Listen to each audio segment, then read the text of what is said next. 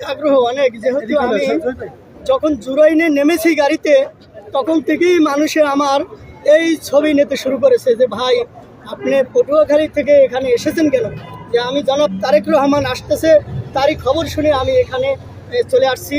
আর মানুষের শুনে অনেক আমাকে মানে যে আপ্যায়ন করে বলার মতো না যে ভাই আপনি একটু দাঁড়ান, ছবি নেই, আপনার ভালো লাগছে, ধানের শীষের প্রতীক নিয়ে আপনি ঘুরতেছেন, আমাদের কাছে অনেক আপনার এই শ্বাসটা ভালো লাগতেছে। এভাবে অনেক রাস্তার পাশ থেকে অনেক আমাকে উৎসাহ দিচ্ছে আর ছবি নিতেছে। আমার এক সপ্তাহ তৈরি করতে লাগে, মানে 20 কেজি ধান আছে। এবং আন্দোলন সংগ্রামে এই ঢাকা শ্যামপুরে করেছি, যেহেতু এই যত আন্দোলন সংগ্রাম এটা আমি এই ঢাকায় করেছি বেশিরভাগ। পটুয়াখালী 1 আসনে আর ভাইস মার্শাল জনাব আলতাফ হোসেন চৌধুরী তারই প্রোগ্রাম করেছি, এই ঢাকার থেকে যাই আমি প্রোগ্রাম করছি এই পটুয়াখালী। এবং বিএনপির প্রোগ্রাম যেখানেই শুনি আমি সেখানে চলে যাই।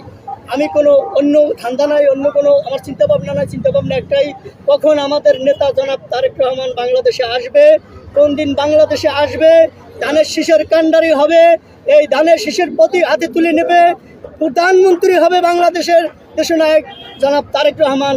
আমরা সারা বাংলাদেশের মানুষ এই অপেক্ষায় আছি যে কখন সে প্রধানমন্ত্রী হবে, এই অপেক্ষায় আছি। 17 বছর পরে সে আসতেছে, তার কারণ এই জুলুম অত্যাচার নির্যাতনের কারণে এই জনাব তারেক রহমান বিদেশে রয়েছে। যেহেতু আপনারা সবাই জানেন এই আওয়ামী লীগ সরকারের আমলে তত্ত্বাবধায়ক সরকার হইতে যে তাকে যে অন্যায় অত্যাচার করা হয়েছে, তার মেরুদণ্ডটা পর্যন্ত ভেঙে দেওয়া হয়েছিল। আপনারা জানেন সবাই কেন, কিসের জন্যে।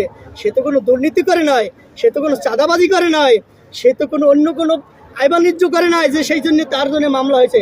তাকে মিথ্যা মামলা দিয়ে বিদেশ পাঠানো হয়েছে, তারই জন্য এই 17টি বছর বিদেশে থেকেছে।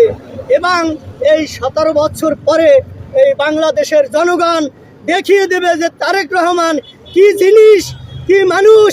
জনাব তারেক রহমান সেই বাংলাদেশের মাটিতে এসে এই স্টেজে উঠে যখন কথা বলবে, মানুষের মন প্রাণ ভেসে যাবে, ইনশাল্লাহ গলে যাবে তার কথা শুনে, বক্তব্য শুনে। আমাদের 25 তারিখে জনাব তারেক রহমান আসতেছে, সেই উপলক্ষে আমি এখানে এসেছি। কিন্তু আমি এখানে আসি নাই, আমার সাথে আশেপাশে আরও লোকজন আসছে এবং বিভিন্ন জেলার থেকে এখানে লোকজন এসেছে। আর বেশিরভাগই হলো যে এই আমাদের জনাব তারেক রহমান আসার খবর শুনে সারা বাংলাদেশের মানুষ এমনই কায়দায় উজ্জীবিত হয়ে আছে যে কখন ঢাকায় আসবে, কখন নেতার সাথে দেখা হবে, নেতারে দেখবো, সেই অপেক্ষায় আছি।